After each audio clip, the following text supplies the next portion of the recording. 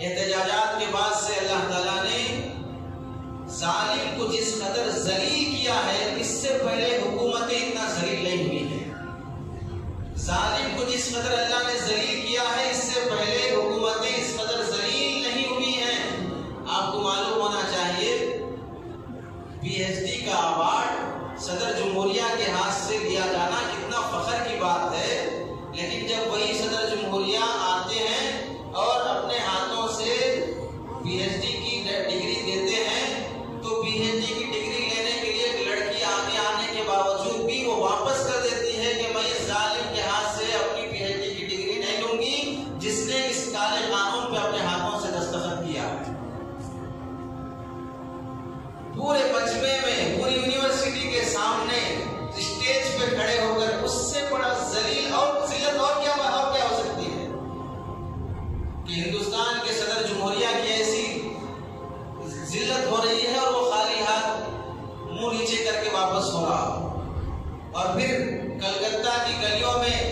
چوکیدار صاحب پہنچتے ہیں اور گلیاں اور سڑکیں وہاں کی احتجاجات سے اتنی تنگ ہو جاتی ہے کہ واپس جاؤ کے نعروں سے، کہ جو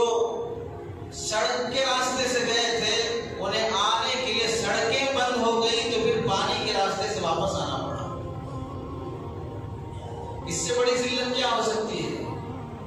بنگلور جہاں پر موجودہ سینٹرل گورنمنٹ کی حکومت ہے وہاں پر، اور وہاں پر جب جو وزیر داخلہ پیٹ پھاڑ کے بیانات کر رہے تھے پارلیمنٹ میں، وہ پہنچتے ہیں وہاں کی ریلیوں سے، انہیں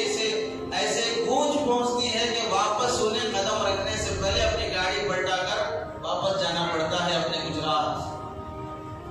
تو ملک کے بڑے بڑے عہدوں پر جو لوگ فائز ہیں، پارٹی جو چلانے والے ہیں، عام پبلک اور رعایا اتنا عزم اور حوصلہ لے کر اتنا ذلیل کر رہی ہے، اتنی گالیاں، اتنے کارٹونز اور اتنی باتیں ان پر بن رہی ہیں کہ اگر کوئی اور تھوڑی بھی حص رکھنے والا ہوتا، وہ قانون واپس لینا تو دور کی بات، وہ زہر کھا کے مر جاتا۔ اس سے بڑی ذلت کی بات اور کوئی ہو ہی نہیں سکتی۔ تو نتیجہ ہوا کہ اللہ تعالیٰ نے ظالموں کو